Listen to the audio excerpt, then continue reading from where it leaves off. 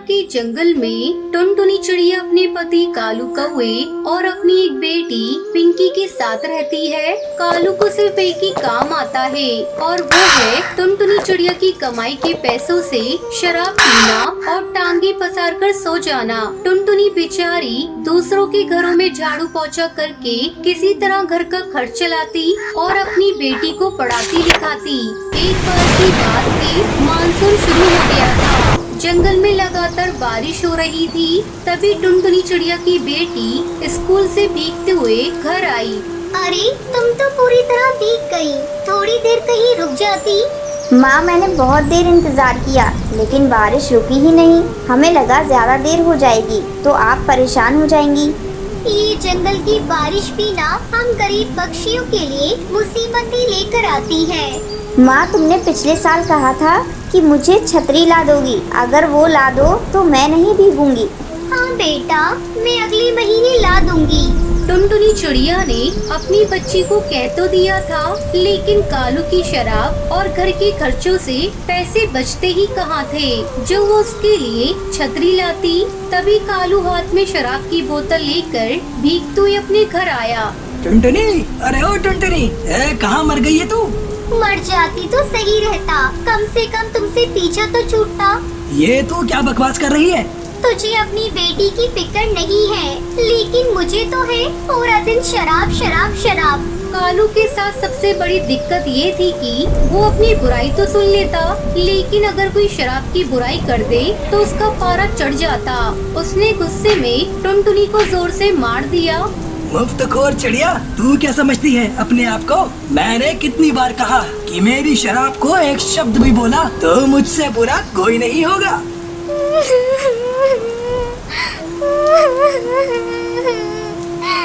ये शराब हमारा घर तोड़ रही है, आपको नहीं दिखता? चुप चुप कर, नहीं तो मार मार के मुंह सुजा दूंगा। टुनटुनी चिड़िया की बेटी भी अपने पिता के इस व्यवहार से हमेशा सहमी रहती थी। अगले दिन सुनिए जी, मानसून जोर पर है। हर दिन भयंकर बारिश हो रही है। तो मैं क्या करूं? बारिश में बारिश नहीं होगी तो क्या लू चलेगी? आपसे तो कुछ कहना ही बेकार है। तो फिर कहती ही क्यों हो? चल जा यहाँ से। और हाँ, जाते जाते कुछ रुपए देती जाना।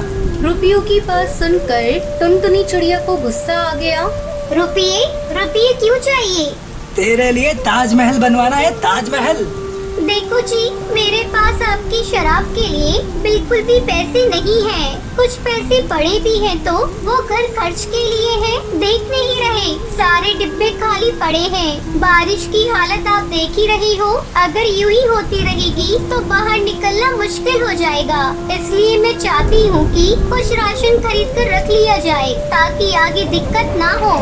टुनटुनी की बात सुनकर कालू कौवे को बहुत गुस्सा आया, लेकिन उसने सोचा कि अगर वो इस समय गुस्सा दिखाएगा तो वो गुस्सा उस पर ही भारी पड़ जाएगा और टुनटुनी चिड़िया उसे पैसे नहीं देगी। इसलिए उसने उससे बहुत प्यार से बात करते हुए कहा कि टुनटुनी, मैं बहुत ही बुरा कौवा हूँ। मुझे पता है तुझे हम सबकी फिक्र है। कालू की अचानक से बदले व्यवहार से टुनटुनी चिड़िया सोचने लगी कि ये इनको अचानक क्या हो गया है और वो कालू से कहती है, आपको पता है पिंकी के पास छतरी भी नहीं है। वो बेचारी हर दिन भीगते हुए स्कूल से घर आती है। टुनटुनी, भगवान के लिए ये सब बातें मुझे मत बता। मैं जानता हूँ कि मेरे शराब पीने के कारण तुम लोगों को ये सब मुसीबतें उठानी पड़ती हैं, लेकिन मैं वादा करता हूँ आज के बाद शराब को हाथ नहीं लगाऊंगा। मैं सच कह रहा हूँ, तेरे सर की कसम। कालू ने वैसे तो ये वादा कई बार किया था, लेकिन निभाया नहीं। फिर भी टुनटुनी चिड़िया ने सोचा, चलो एक मौका से और दे देती हूँ। फिर वो काम पर जाने लगी। उसे काम पर जाते देख कालू ने कहा, सुनो, तुमने कहा कुछ पैसे हैं तुम्हारे पास, वो मुझे दे दो। मैं राशन का सामान और पिंकी के लिए छतरी लेता आऊंगा, ठीक है ना? टुनटुनी चिड़िया एक बार फिर से कालू की बातों में आ गई और राशन के सारे पैसे उसे दे दिए। फिर वो काम पर चली गई। बड़ी आई घर का राशन लाने वाली।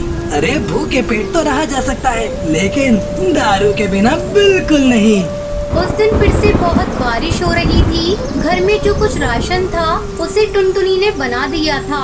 अब वो कालू के आने का इंतजार कर रही थी। रात के 9:30 बजे कालू कौवा लड़खड़ाते हुए घर पहुंचा।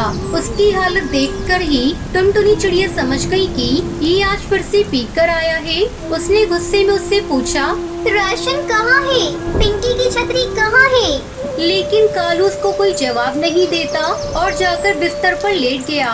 बाहर बारिश लगातार हो रही थी, लेकिन इस बार बारिश ने रुकने का नाम नहीं लिया। लगातार बारिश के कारण टुनटुनी चिड़िया के घोंसले से पानी टपकने लगा। ये देखकर उसकी बेटी पिंकी एक बर्तन ले आई और जमीन पर रख दिया। लेकिन इस बार बारिश किसी जिद्दी बच्ची की तरह हो गई थी। वो बरसती जा रही थी। मुझसे बहुत बड़ी गलती हो गई जो इन पर विश्वास कर लिया। एक बार फिर कालू ने विश्वास तोड़ दिया। मेरी बेटी भूख से बिलख रही है और ये है कि शराब के नशे में जानवर की तरह पड़े हुए हैं। लगातार बारिश के कारण टुनटुनी के घोंसले में पानी भरता जा रहा था। माँ, क्या हम लोग इस पानी में डूब जाएंगे? माँ, हम सब मर जाएंगे क्या? उसकी बातों को सुनकर टुनटुनी चिड़िया को रोना आ रहा था, लेकिन ये वक्त रोने का नहीं था। हिम्मत से काम और सबकी जान बचाने का था। कुछ नहीं होगा बेटा, कुछ नहीं होगा। बारिश कम होते ही सब ठीक हो जाएगा। लेकिन इस बीच कालू का नशा टूटा। होश में आने के बाद उसे समझ में आया कि वो लोग बहुत मुसीबत में हैं। ये इतना पानी कहाँ से आ गया? टुनटुनी चिड़िया ने अपनी बेटी को झट से अपने ऊपर उठा लिया और अपने पति से कहा, हमें यहाँ से बाहर निकलना होगा। किसी से मदद मांगनी होगी, नहीं तो हम यहीं खत्म हो जाएंगे। पहली बार मौत का खौफ कालू के चेहरे पर दिखा और शायद पश्चाताप भी उसकी आंखों में दिख रहा था। उसने अपनी बेटी को अपने कंधे पर उठा लिया और टुनटुनी से कहा, तू इसकी फिक्र मत कर टुनटुनी, मैं मर भी जाऊंगा लेकिन अपनी बेटी को कुछ नहीं होने दूंगा। टुनटुनी और कालू किसी तरह अपने घोंसले से बाहर निकलते हैं। थोड़ी देर बाद बचाव दल के पक्षी वहां आ जाते हैं। सभी जंगल के पक्षियों को एक सुरक्षित जगह पर पहुंचा देते हैं। इस बार की बारिश कालू के लिए एक बहुत बड़ा सबक लेकर आई थी। कालू कौवे ने शराब छोड़ दी और एक पाव भाजी का ठेला खोल लिया। फिर सभी खुशी खुशी रहने लगते हैं। सुंदरवन के जंगल में चंपा कौवी अपनी बहू टुनटुनी के साथ रहती थी। टुनटुनी का पति सुंदर कौवा खेती करके अपने परिवार का पेट पालता था। एक दिन बहुत तेज बारिश हो रही थी। उस समय सुंदर अपने खेत में काम कर रहा था। अचानक बिजली जोरों से चमकती है और सुंदर के खेत में गिर जाती है, जिसकी चपेट में सुंदर कौवा आ जाता है और उसकी मौत हो जाती है। फिर शाम हो जाती है। टुनटुनी घर पर सुंदर कौवे का इंतजार कर रही थी। माँ जी, पिंकी के पापा अभी नहीं आए। बहुत देर हो गई है। मेरा तो जी घबरा रहा है और ये बारिश भी रुकने का नाम नहीं ले रही है। तू ज्यादा सोच मत बहू, मैं अभी जाकर देखती हूँ कि सुंदर बेटा कहाँ रह गया। चंपा कौवी अपने बेटे को देखने खेत पर जाती है। वहाँ सुंदर कौवे को मरा हुआ देखकर वो जोर जोर से रोने लगती है।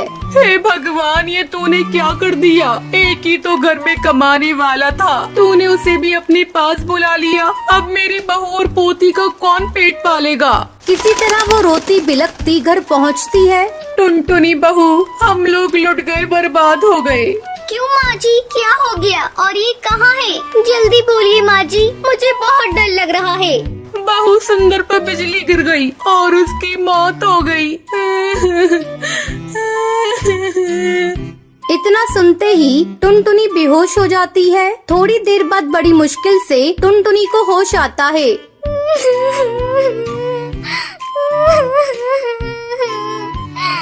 माँ जी, ये सब क्या हो गया? अब हमारा क्या होगा? एक वही तो थे हमारे घर में कमाने वाले। अब नन्ही सी बेटी का कौन ध्यान रखेगा? इस तरह कई दिन गुजर जाते हैं। टुनटुनी की हालत चंपा कौवी से देखी नहीं जा रही थी। वो टुनटुनी को समझाने लगती है।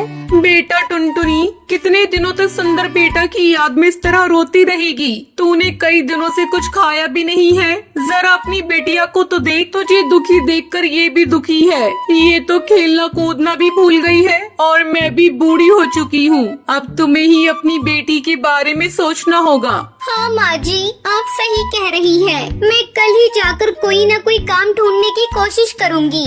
अगले दिन टुनटुनी काम की तलाश में दूसरे जंगल जाती है। वो देखती है कि खेत में कुछ पक्षी काम कर रहे हैं और पास में उस खेत का मालिक बाज एक कुर्सी पर बैठा हुआ है। टुनटुनी चिड़िया उसके पास जाती है। मालिक, क्या मुझे भी आपके खेत में काम मिलेगा? मैं एक दुखियारी चिड़िया हूँ। मेरे घर कोई और कमाने वाला नहीं है। ठीक है, तू भी लग जा काम पर। टुनटुनी चिड़िया खेत में काम करने लगती है, लेकिन उसका मन काम करने में नहीं लगता। ये देखकर खेत का मालिक उसके पास आता है। तुझे तो ढंग से काम करना नहीं आता, चली जा, यहाँ तेरे लिए कोई काम नहीं। दुखी मन से टुनटुनी घर लौट आती है। माँ जी, मेरी तो किस्मत ही फूटी है। मुझे एक जगह काम मिला था, लेकिन उस काम को ठीक से नहीं कर पाई, जिसके कारण मालिक ने मुझे निकाल दिया। अब तो मुझे अपने परिवार को चलाने के लिए एक ही उपाय सोच रहा है। क्यों न हम लोग अपने ही खेत में आलू उगाएं। आलू की खेती करने में मेहनत भी कम लगेगी और मुनाफा भी ज्यादा मिलेगा। आलू को बेचने की भी कोई समस्या नहीं है। हम उसे शहर में ले जाकर अच्छी कीमत पर बेच दिया करेंगे। ये बात तो तूने बहुत अच्छी कही बहू। कल ही हम दोनों चलकर आलू की फसल लगाएंगे। ऐसा सोचकर दोनों सास बहू अगली सुबह अपनी खेत की सफाई करती हैं और आलू की फसल लगाती हैं। कुछ ही दिनों में उनके आलू की फसल तैयार हो जाती है। बहू, जल्दी ही हम लोग अपनी फसल को शहर ले जाकर बेच देंगे। 2 दिन बाद टुनटुनी और उसकी सास अपनी फसल को शहर ले जाती हैं और उसे अच्छी कीमत पर बेच देती हैं। सेठ जी, ये ऑर्गेनिक आलू है। इसमें कोई केमिकल का प्रयोग नहीं हुआ है। ऑर्गेनिक आलू लाओ लाओ, मुँह मांगी कीमत ले जाओ। नोटों की गड्डी देखकर दोनों बहुत खुश होती हैं। फिर खुशी खुशी अपने घर लौटती हैं। बेटा ये ले, मैं तेरे लिए शहर से गुब्बारे लेकर आई हूँ। गुब्बारे देखकर पिंकी खुश हो जाती है और उससे खेलने लगती है। देखा बहू, तुझे खुश देखकर आज पिंकी भी खुश है। अब तो इसके साथ बैठकर खेल। मैं सबके लिए भोजन बनाती हूँ। चंपा भोजन बनाने चली जाती है। इस तरह पूरा परिवार हंसी खुशी के साथ रहने लगता है।